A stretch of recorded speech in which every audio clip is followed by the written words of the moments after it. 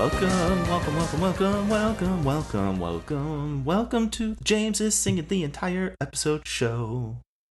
Please don't. Also, what's all this welcome doing everywhere? Oh, man. Welcome back. And it's only the second episode, everybody. Yep, we're going to see how far John devolves. That's the theme of this season. How far we can make John go. Every day we stray further away from God's grace, and with any luck, it'll be even faster. Oh my goodness. Welcome back, everybody. This is the Games with John and James show. I'm James. I'm John. And we are second episode in. We're here, we're back, and we're not taking any prisoners this season. We're coming at you hard, fast, kind of like me enjoying Forspoken. Heyo! Oh, wait a minute. A glowing I think it's funny how a lot of the opinion of Forspoken has been it's bad, even though when I played the first demo that came out a long time ago, I was like, you know what? I think I'm going to give it a try. And then I soured on it pretty quick. But yes, how is Forspoken going for you? So in my latest backlog adventure, this past week, I have been diving into Forspoken. Got through the tutorial, left New York, got to the first part inside, met the first Tanta when she freaked out, and now I'm on my way to go find her. And it's been fun. I will say the thing I respect, I don't know if you fought these, John. Did you ever fight one of the mutants, like the super enemies that were just walking, that were there, glowing red? Yeah, like the level 900 enemies that are in the baby starting area. We're like, cool, look at that giant glowing bear, and then just swipe dead. So that has been super fun. I have been able to successfully kill every mutant minus one, and I'm taking that one out today. As of the day of this recording, that mutant is going to die. If you have a clip of it, post it. Because that will be totally interactive. Oh my god, we'll do social media right. I mean, that requires me to have a capture card, which I don't. No, it doesn't. You're on a PS5. You can just record that. Yeah, that is true. My apologies. Yeah. You're the PlayStation fanboy. You should know about every single feature in that damn thing. Look, I'm new to the whole streaming thing, but I got your social media on point, everybody. We have a spicy post coming multiple times. Oh my god. First ever James Ball photo. I say ball, not balls. He gives one at a time. I mean, one is the size of a grapefruit. Oh god. That must be hard. It must be hard to balance. Just imagine that on your scanner. Like the idea of you waddling everywhere you go, and it's just like, what? This isn't how I normally walk? Come on. What was that holiday movie? It was Scrooged. Remember where they were scan faxing somebody's butt to everybody? Yep. That was Bill Murray. Yeah. Yep. Well, we'll do that in reverse. We'll do the front half. Oh god. And the same will go for birthday spankings, spanking from the front. Oh my goodness. What is the show anymore? It was not so we got some backlog adventures and stuff. As for me, in terms of what I did with my week, didn't really do a whole lot of gaming. Like, my go-tos usually are just playing Overwatch just to grind out my battle pass, because if I pay for the damn thing, I better get my money's worth. But the one thing that happened, and I posted this to the Twitter on Friday, I finally took the chance and took the plunge, and I went out and found myself an old-school fat-ass PS3 that plays PS2 games and PS1 games as well. It was a bit dusty and crusty, and the controllers that they gave me didn't work, so they might need to be cleaned or fixed or something. But I have plenty, because I have another PS3 already for PS3 games. But it was so nice to just take Sonic Unleashed off my shelf on Friday, crack open a freaking cold one, and play through PS2 games in HD. It was freaking sick. I loved it. So, and I'm gonna say, for the record, John, before the deal even goes down, he texts me about it, and I am proud that he recognizes me as the Sony connoisseur in this relationship. Yeah. I mean, if you had an Xbox question, I'd imagine you'd be like, John, I need your help. When would I ever have an Xbox question? That requires me to actually load up my Xbox. It's still chilling behind me in that closet. So you're not playing Hi-Fi Rush, you bastard. That is eventually on... Oh, completely random, everybody. So John mentioned something pretty cool. This is going to be a left field curve. John's face is like, what? Where's he going? Okay. Let me So cook. I need all of you to go and join the Quit the Build Discord once a Okay. month. Once a month, I list 5 titles in my backlog, and you, as a fan or part of the Quit the Build network, get to pick what game I will play in my backlog. And for John Oh. here, it also includes 360 games, also includes Xbox games like Hi-Fi Rush. I will make sure that that is there as well because I take the recommendation seriously of one of my friends. Mm-hmm. Unlike me, who doesn't, or at least that's been the meme. But yeah, I like the idea of me just going to whatever internet friends I have and just being like, look, I need you guys to do this for me. I'm going to troll my buddy, okay? Oh goodness. No, it's been fun. Hi-Fi Rush is on the list, Good. but uh just like that might be on my backlog list, we actually have a doozy of an episode for you. Look at that perfect segue because there are quite a Yeah. few amazing titles still coming out in January. There are quite a few big news bombs that happened. Some that you already are experiencing. I hope, because if not, shame, shame, shame. And we also have some unfortunate news that happened in the gaming industry. So when we come back, first nightly news brought to you by James and John. And I like how this will come out 2 weeks later, so it'll all be over. But inside baseball, folks, stick around for the news. We'll be right back.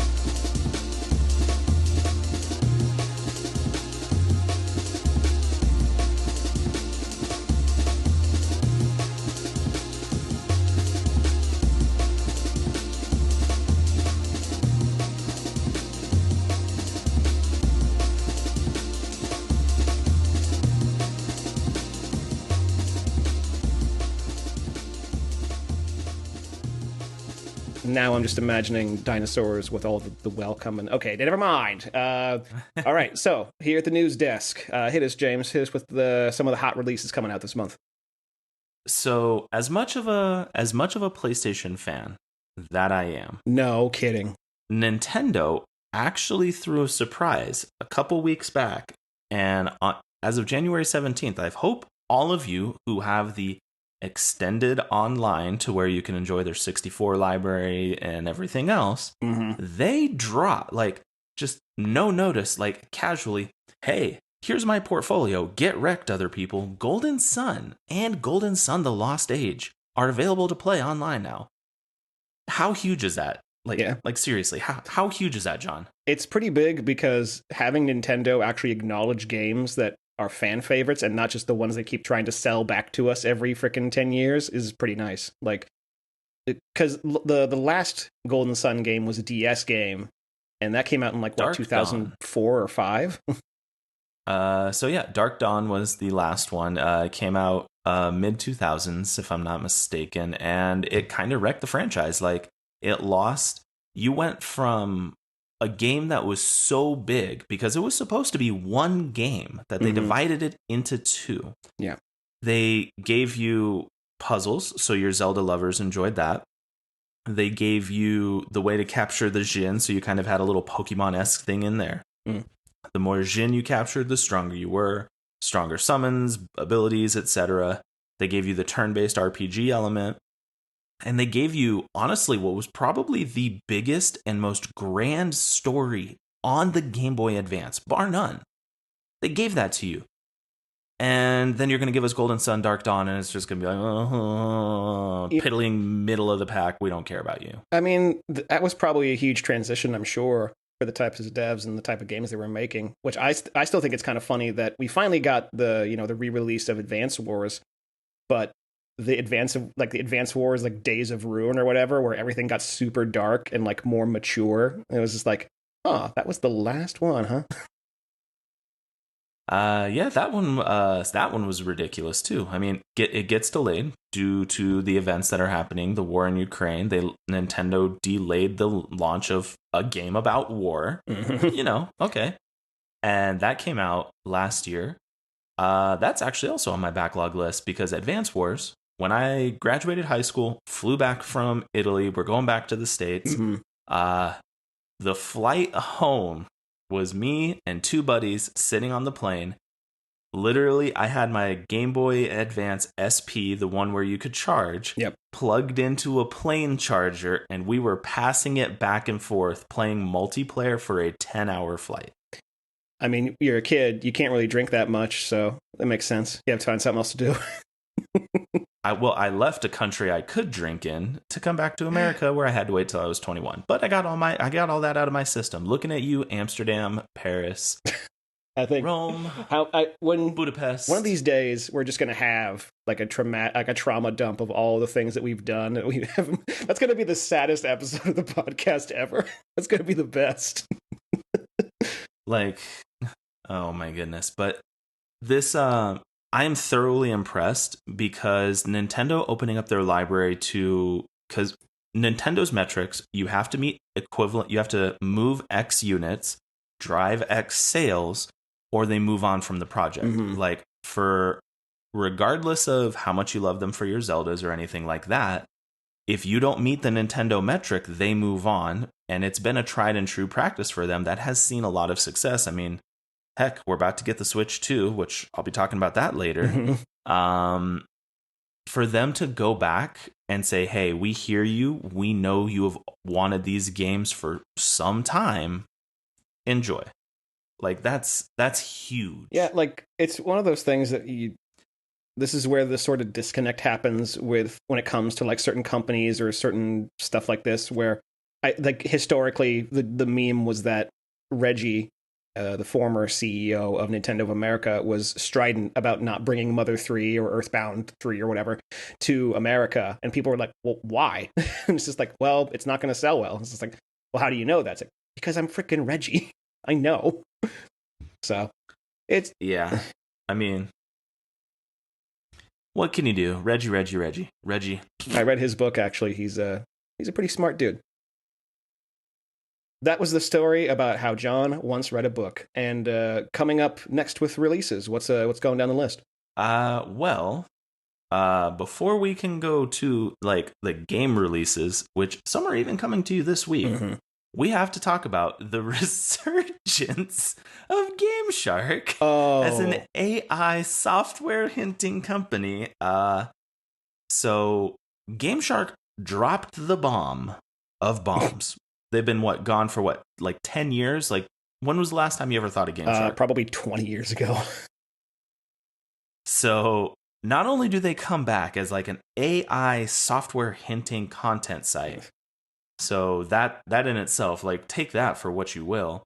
They're just casually like, oh yeah, Switch 2 is dropping in September 2024. Yeah, but at the same time, like, what could it know? You know, it's not a person. Well, no, somebody there is feeding it, obviously. You got to feed the AI. You got to feed a shark. But the fact... So, if this is proven true, I mean, this will be their first big prediction, so let's see how the AI does. The Switch 2 is coming September 2024. Like, that's pretty promising. Yeah. That's right around the corner. That's less than 9 months now, because we're well into January. Yeah, like... And in terms of relevant news, like, people have, because we've known about like the potential specs for the Switch 2, and people are saying it's going to be on par with like what Xbox One / Xbox One X or PS4 was. And so a lot of people were like doing custom configurations to kind of match that. And so it's going to be probably as powerful, you know, as an NVIDIA RTX like 2050, which is not bad at all. Like, the Switch, when it came out, we knew it wasn't going to be as powerful and the resolution wasn't going to be as sharp, but the whole thing is Nintendo just bet on their whole creativity and the portability, the novelty of the system, and effectively created an entire new market by themselves that they owned by themselves until things like the Rally and the Steam Deck and all these things started coming out. So it's going to be interesting to see if Nintendo can once again dominate in a field that they themselves created, you know? Yeah. I'm kind of excited to see this. I want to see if Game Shark keeps churning AI content. That's going to be Yeah, I hilarious. just want cheat codes, And man. then Come on, Game Shark. up, down, left, right, up, seven, No, it's seven. like, remember like Game Genie when you'd put in like the weird codes and like you would just make if you You remember? I just remember putting in like random letters sometimes and then like, why is the sky green now? This is weird. Remember stacking like the old Sega Game Genie and then like stacking the game into the Game Genie? Yep. Or like how, That was or fun. like the original Nintendo Galoob frickin' rubber band strap to the socket that would kind of be protruding out of your Nintendo, and it's just like, that looks dangerous. Oh man, no, this is like, so we'll see. If they prove right, they're probably going to be here to stay, so we'll have a site dedicated to AI content. All right. I have mixed emotions about many things involving AI, but I guess I'm just an old man, so I'm going to feel that way. Anyway. I mean, our job will literally be taken over by AI. Replace the CEOs, man. Just do that. The CEOs created it. They're going to cash in. All right. We're going to have like an AI episode. That's going to be one of those blue ocean type of topics we're going to have, where it's like, we're going to go back to season 1 where it's like, do gamers ruin everything? Yes, they do. And does AI ruin things? Yes, it does. So we're gonna shift to a little positive topic in regards with our news. So this week launching. So I hope your wallets are ready. Immortality for PS5 is launching January 23rd. And for those of you who are like, what's that? Because I was one of them. I'm familiar too. with the concept of immortality, but I didn't know you could just buy it. So it's I know, right? Hey, come on, Fountain of Youth. Let's Marco go. Polo, you a bitch. You holding out on us. Well, what was that old anime, early 2000s? Ah, yes, Club Death Angel, where the guy invents the Fountain of Youth. I'm not going to describe the rest of that anime because it is well, I can. He develops the Fountain of Youth, and all women get stuck at a very young Japanese they like it age of 12. Oh, God frowns upon it. Good. So God sends an angel to the past to kill the inventor of the Fountain of Youth because he's like, this is wrong and this dumb. is an affront to God and also good taste. So yeah, Jesus. And then the whole anime is literally episode after episode of the angel killing the guy repeatedly. So Immortality, back to the PlayStation 5 release. It's an interactive film video game developed by Sam Barlow. And it's been published by Half Mermaid Productions, which weird. Half? That's my question. So here's the funny thing I find. So it was initially a PC and Xbox X and S launch back in August of 2022, and now it's coming to PlayStation. So it's usually games come PS5 then Xbox. So I find that funny, but it's a choose your own horror adventure game that's a film-based video game. So if that's your cup of tea, awesome. It's got to be jerk off material for somebody. So yeah, like of all the games coming out this week, that one's the weirdest. But I do know there's quite a few people who enjoy that style of game, and we here at Games with John and James, we are not impartial. We will make sure you hear everything, even if it's not a JRPG. Yeah. Like most things aren't. So, rude. But I mean, I don't know, man. Interpret that how you will. Year, I'm just saying that there are different genres. It's like, and sometimes we'll talk about games that aren't racing games, which is quite a bit. Hey, last year was the year of JRPGs with, I think, almost 400 released last year. Wow, they're just churning them out. I think about an episode of SpongeBob where like the company comes in to take over the Krusty Krab, and it's just like shit burgers. But so a game I'm pretty sure a lot of you are familiar with in some form or fashion, Apollo Justice, the Ace Attorney trilogy, comes out January 25th. Yep. Freaking A. I forgot completely about Apollo Justice. Yeah, like that's it. That's just like another random sleeper hit. And it's not just coming to one console, it's coming to Switch, PC, Xbox One, and PS4.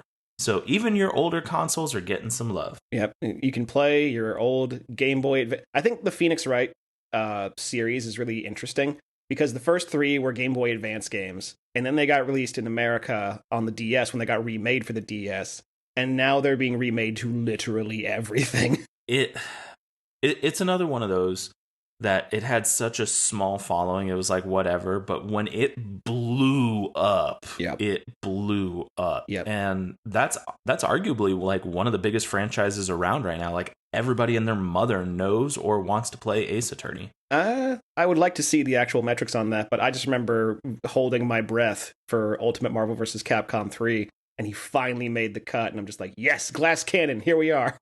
Oh my gosh. I would wreck people. My team was Phoenix, Ryu, and I think Mike Hagar. But Frank West would kind of switch in and out at some point. But damn, now I'm just thinking about Ultimate MVC, and I'm just like, that was so much fun. Well, what am I doing after this? Ayo. So, and then Friday. So this Friday, ladies and gentlemen, Last Friday. I hope you listen to it and pay attention to this. January 26th, we get 2 unbelievable launches. So if you're a fan of fighting games, you know the premier franchises. You've got Marvel vs. Capcom that John mentioned. We're still waiting for a new one there. You've got Street Fighter, King of Fighters. You've got what's the one? The Guilty Gear one. Yeah, Guilty Gear. Yep, that one. Yeah, I was having a brain fart. And then you have Tekken, and Tekken 8 coming to you for everything: PC, PS5, Xbox Series X and S. Tekken 8 is here, ladies and gentlemen. Yes, about time. I remember the mad hype for 6 when that game was originally coming out for the PS3, and people saw freaking Gene's sweaty pecs, and they're just like, holy crap, this game looks amazing.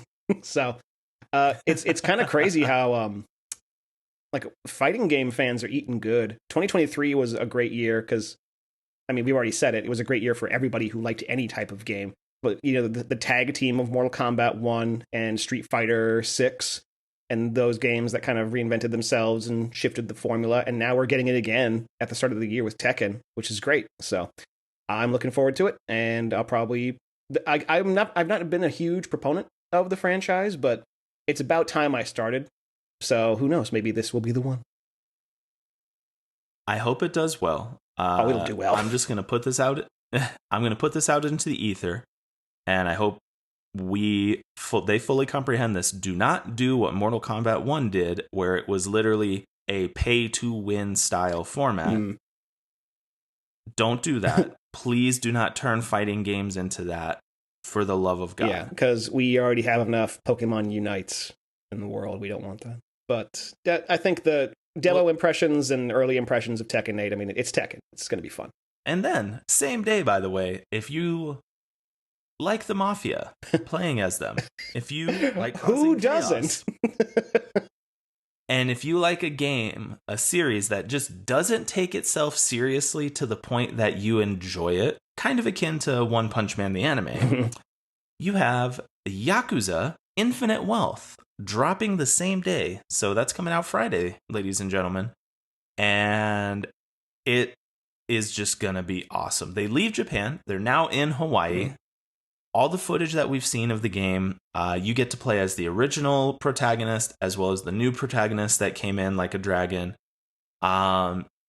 This is just going to be fun. It's one of those franchises where you don't have to, like, this is a JRPG, but it doesn't feel like a JRPG, doesn't look like a JRPG, and it just plays fun. Yeah. This is a game that is just all around fun. Yeah, freaking, like, I think Yakuza, even as far back as the first games for the PS2, they inevitably kind of supplanted what the world thought of games like Shenmue, with the idea of having like a wholly localized like city to be in, environment to be in, where you can literally do anything you want. You can go to host clubs, you can beat people up, you can do mini games, and then each one of those things has like a crazy, rich, involving story. So Yeah, I think the franchise more than speaks for itself, and the fact that we've gotten like over a dozen of these freaking games at this point it shows that the franchise isn't going anywhere. So, good job, Sega. And also, I like the intro of like, if you like playing as the Mafia, I'm like, James, one of the single biggest franchises in all of video games is named after a felony. People like to commit virtual crime. Hey, look, I had to go with a zinger, and it zinged you. Yeah, it zinged me so much I had to be like, actually, but it was more like a yes anding. So strike that from the record. Strike that from the record, me. Zinger, zinger, zinger, winger, winger, winger. Oh, speaking of wings, shout out to all of the wings being ingested right now. Like, I've been eating wings religiously watching football. It's been maddening. So yes, okay. Shout out to wings. Yeah, wings, you as a concept, you're good. Thanks, Buffalo. Yeah, something good came out. Thanks, something good came from you. Finally, something good happened in Buffalo. But yeah, so is that, and that's pretty much all we've got for January. Yeah, so there's some other stuff in there, like the thing that people are talking about on Xbox is Pal World, the game that looks like Pokemon but with guns, and I'm like, that's cool. I like guns. I like Pokemon. That is actually coming to Game Pass too. Yeah, and it'll also be day and date with PC as well, which is pretty sweet. And also, I like how we didn't mention The Last of Us Part 2 remastered. Like, we don't care. Well, that released last week, John. That was January 19th. I know, but I'm just looking at the list you sent me, and I'm just like, okay, we didn't talk about that shit. Okay, cool. Well, look, we missed the opportunity. So, hey, by the way, if you want to get Last of Us Part 2 remastered, that's out now. Yeah, I think it's actually going to be mandated for every PS5 owner. Just like, you will buy this. You will like this. You will buy this. Do you ever think that will touch my collection? Yes, actually, I think it will. Because I'm pretty sure there's going to be like a buy two, where it's like, get part 1 and part 2 together. And it's like, okay.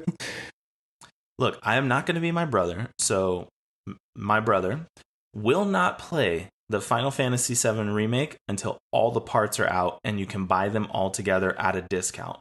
So he is literally holding off for the equivalent of what will probably be 10 plus years to enjoy these games. But imagine how satisfying that will feel. It'll be like the ultimate No Nut November. Like, bro, I love you. You're my brother, but come on now. It's like, what you should do is just play it in front of him. It's like, this is so much fun. He's just like flipping through a magazine because those still exist. Oh my God. Uh-huh. You have fun. You have fun, Jimmy. I'll be over here. So that's kind of it for the positive news. We do have some unfortunate news that has happened. As this industry is ever growing larger, for some reason, companies want to grow forever smaller. John, let them know the unfortunate thing that has happened. Yeah. So I'm taking this article from Kotaku. I'm just reading through it. But the headline itself is enough. Like, 12 days into 2024, and nearly 3,000 video game layoffs have been announced. Like, there are things out there that affect certain bottom lines and stuff, but you know that it's just because, like, whatever, they'll spin it any way they want. And they have a list of companies and the actual amount of jobs that were let go from those companies. But what's the biggest one? The biggest one is probably, I think it's Unity. Yeah, they laid off nearly 2,000 people. So they cut their staff by a quarter. It's like 25% to like restructure as part of its continued reset at the company.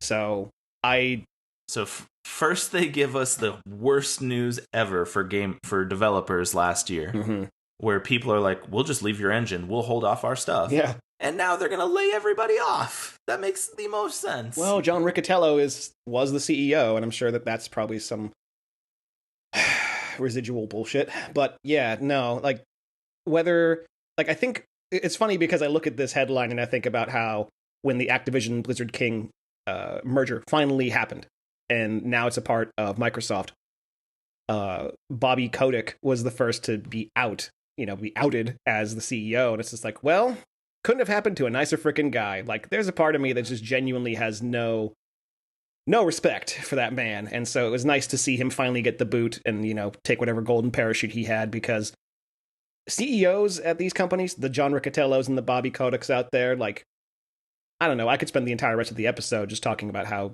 their practices have effectively tried to ruin what has been a creative industry by making it act more like packaged goods and DLC mongering and microtransaction bullshit. But yeah, no. As companies continue to just see that quick buck and try to just boost their, their standings before the end of the fiscal year, you're going to see stuff like this. Discord laid off about 200 people, and I think Discord by itself might have been trying to do too much, like too fast. So the quote that is here is, "Today we are increasingly clear on the need to sharpen our focus and improve the way we work together and bring more agility to our organization.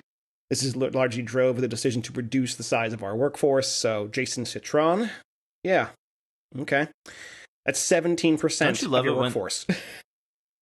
Don't you love it when they just throw buzzwords? It's like, due to the agile nature of the ever-evolving dynamic of business, the modus operandi is going to be lay off everybody because business. Make sure I get a bigger paycheck and make sure that we are engaging in agile activities with ultimate synergy. It's like, shut up, stop talking. So, yeah. You don't. Companies, I know none of you are ever going to listen, but hey, maybe you will. You don't have to throw around buzzwords. Just say what you want and say what you mean. Yes, you may get run through the coals, but if you're just bluntly honest, I would appreciate it that much more. Right, but, Hey, so Discord's message, I'm going to rewrite it. Hey, we expanded way too fast, and the way our price structure is set up is not allowing us to generate profit anymore, and we are losing in a few areas. So as a result of that, we are implementing layoffs, restructuring our price format, and we are going to come at you better than ever. We apologize for everybody who's been laid off, but hey, best of luck in the future. So yeah, Discord, if you're hiring, I think we have a candidate right here. But no, and the last one I'll touch on for companies that I actually pay attention to, it's Twitch. That's 500 people have been laid off, which is 35% of its total staff. Twitch has been really just doing everything wrong and just not like I think when the whole artistic nudity backlash happened and people were like, okay, we're going to take the ball and run with this. And then that kind of just spelled disaster for a bunch of people who got bans and who got, purged from that. And it's like, yeah, because you freaking enacted this policy without any consideration for just what type of people are actually on your platform. So, yeah, I think with the censor bars and the hot tub streamers and whatever the hell is going to be the new thing in like a week, the new Twitch meta, like they have to, okay, we have to save money somehow, so 500 out the door. Here's the unfortunate thing. Like, at the start of last year, John and I mentioned that the video game industry hit an all-time high with almost $200 billion in revenue. Yep. And at the time, it was like 250. No, actually, it was more than 200. It was like 254 billion. And at the time, it was more money brought in than all major sports combined. We're talking Champions League. We're talking rugby over in New Zealand. We're talking NFL, NBA, MLB, MLS. Like, more than everything combined. Yep. Also, I like the idea. I'm curious to see. I'm sorry. I also like the idea where it's like, oh yeah, it was 254 billion. I'm like, oh, thank God I found that extra 4. I just see somebody in like a freaking Scrooge McDuck vault. Like, where did I put that $4 billion? Life is like a hurricane in games, screwing you. Race cars, lasers, airplanes. It's all download. No, I was like, I can't. I was gonna make a thing about how it's not in the game or whatever. You know what?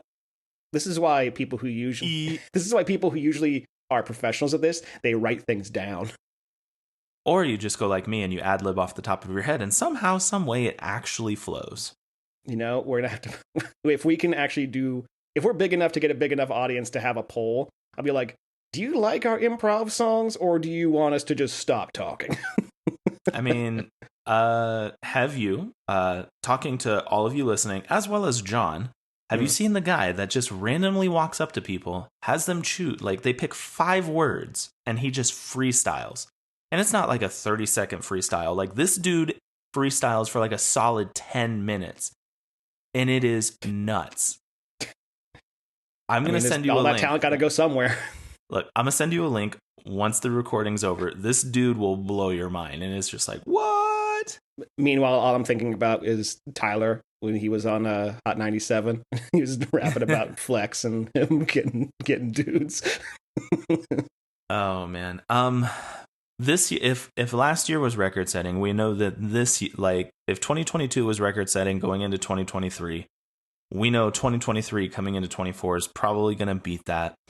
My gripe with all of this, I understand companies have to undergo restructuring, resizing, reassessing. Like that just happens. It's the nature of business. Like if your business was if you were primarily a walk-in business and the entire world for your line of business has shifted to digital/online only, cool. You can shut down your storefront, save a bunch of money, and just totally do it online. Like we get that. We understand business evolves.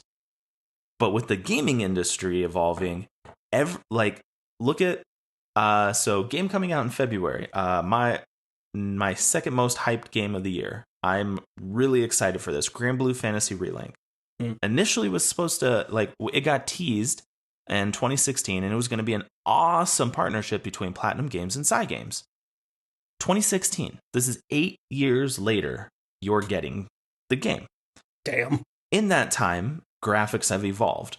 Engines have evolved. The limits you can push, consoles, PCs, everything has evolved. And with that, you need more people. The games industry is expanding exponentially left, right, up, and down. It's laterally moving and vertically moving, right? And sometimes, unfortunately, it's moving down when companies close out. Like nature of the beast. With it expanding so much, like laterally, don't get rid of these people. Like, if you are trying to stem the tide of losses by just cutting salaries, that's not going to do it. Every company that is... But that's like the go-to that every one of these companies sees as the first option. Like the first and only option. Cool, you lay off... So, we'll do... Welcome to Math with Professor James. You lay off 10 people. All of them are making $100,000 a year. You have now saved $1 million for that year. The average price of creating a scene, we'll use Final Fantasy XVI because it is loaded with beautiful cutscenes and icon fights. How much do you think that final fight between Ultima, Bahamut, Phoenix, and Ifrit, when you go to the floating continent and you just get this amazing opening fight, or even the Bahamut fight, because I think that was the pinnacle of visuals, like going into space. Yeah, like, come on. Yeah, that's that was a spicy meatball. That is going to cost you way more than $1 million. That is going to cost you an insane amount. And if you cut those 10 people who were working on that, you have now added to the workload of X other people. And we have seen it in all mediums. Look at the animators in Japan for anime. Right. Overworked. Look at Dragon Ball Super. Look at Dragon Ball Super. The first few episodes of Dragon Ball Super, like when you get the reintroduction with Beerus, literally looks like it was fan drawn. And that's not besmirching fans, but what you're ultimately talking about is falling on deaf ears because they don't think about that. And when I say they, I mean like the royal they of the people who are the people making these decisions. They care about money. Short term, long term, doesn't matter. Like, just if we can get some type of windfall for literally nothing by just cutting jobs as opposed to making things, they're going to do it.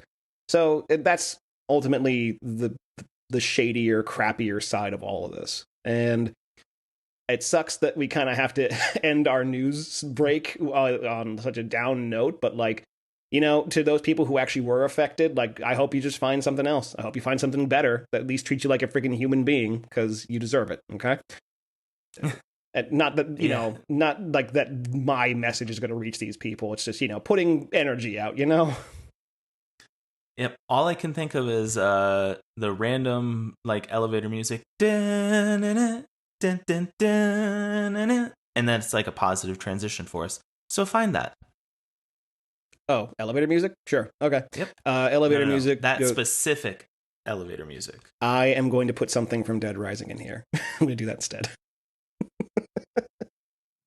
Never gonna give you up. You know, that favorite scene from Capcom's Dead Rising where Rick Astley pops out of the elevator? Yeah, me neither. Anyway, we'll be right back, folks.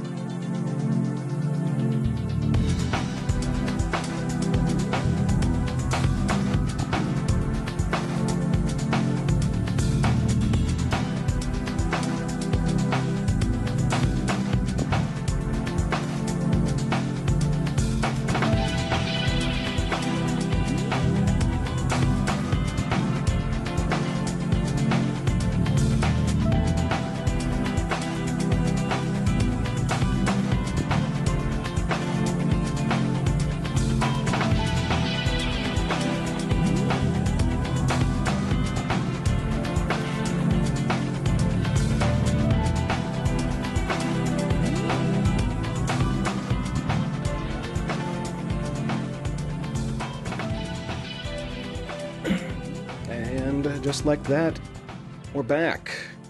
We're back. A dinosaur story! God damn it, not again. I was going to say we're back only to say we're leaving again. It just gets sadder. No. Hey, speaking of sadder, the ending to Dinosaurs, the TV show, oof. It's just free association Oof. at this point. Yeah, the Ice Age. Well, it's cold out. It's cold as balls out right now, so yeah, it makes sense. And it was all the dad's fault. Well, remember what happened to the dinosaurs? Wink. Anyway. So, yeah, I think that is an episode. Another episode 2 of Day and Date simul release across podcast and YouTube. So if you're a new listener on YouTube or you've been just anxious to get more of the stuff that, we do on YouTube, hope you're liking it. Hope you're liking the new look too. So yeah, John's done some phenomenal stuff. I'm excited that everybody's getting to see this beautiful artwork, this chef's kiss. It was so good. Wow, he actually the art was so good. He actually changed like an octave of his voice. It's crazy. His heart grew 2 sizes that day. No, your other testicle grew to the other size of grapefruit, so now you got 2 of them. Hey, so then it makes a perfect butt on the scanner. Oh my god. And also, no, I'm not going to leave that for the inside voice, John. Never mind. Do not give in to intrusive thoughts. Do not give in to intrusive thoughts. Oh, no, he's hot. If they ever need to recast Squidward, holla your boy. Or anyone in that show. No. Oh, man. So, no, this has been fun. You can expect a news episode at least once a month. Could be the beginning of the month, could be the end of the month, recapping. We don't know yet. We haven't figured it out. We won't tell you anything. Yeah. But we're going to keep doing this.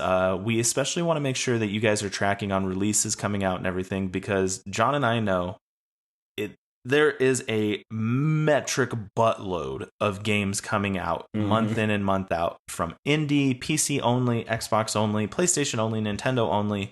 It can get overwhelming, especially when you may see a friend playing and it's like, oh, I didn't know that came out. And you go to try and get it, and because it was a small release, you missed out. So you can expect to hear from us. It may not always be on the show, but if you check our socials, our Instagram at Games with John and James, and our TikTok at Games with John and James, and our Twitter, which is Games with J and J. John runs that with his magic Twitter fingers. I'm never letting that die. Yeah, my most recent post I still love because I talk about it's like my PlayStation. I'm just like, it's so happy to have you back, fat boy. Oh, so like if you look at us there, we'll definitely be having some news that comes there. And speaking of news, something we forgot to mention that I wanted to save for the outro because I wanted to see if John would remember, and he didn't. So his memory fails. Final Fantasy 13, ladies and gentlemen. Everybody thought it was going to die just on PlayStation 3. Square Enix just casually on their list on their website of games coming out this year or titles coming out. The whole series, not just the first one or the second one, which was arguably actually way better, or the bad even third Lightning one. Returns. The whole series is coming out to PC, so everybody get ready for all of the mods and all of the everything that is going to happen with that game. Yeah, that is going to be modded to hell. And Lightning, sorry, you're going to look a lot more like Tifa soon. So yeah, complete random surprise. They haven't announced when it's coming out. When I saw that, I giggled. Not gonna lie, I giggled. Yeah, because you're gonna get those Tifa mods day one. So I giggled because they're putting it out on PC, but they're not gonna push it to PlayStation. I think that, like, well, I'm sure they talked to Sony. It's like, hey, do you want this on your console? And they're like, no. So that's the last bit of random news for you. So, as always, thank you for listening to this weird, wacky, and fun show. I think all that's left to do is I'm James. I'm John. And this has been your nightly news brought to you by James and John. Copyright 2024. And newsroom outro music goes here, and we're clear. All right. See you next time, folks. We'll have more news coming at 11. All this coming we're doing. Jeez. Okay. Bye.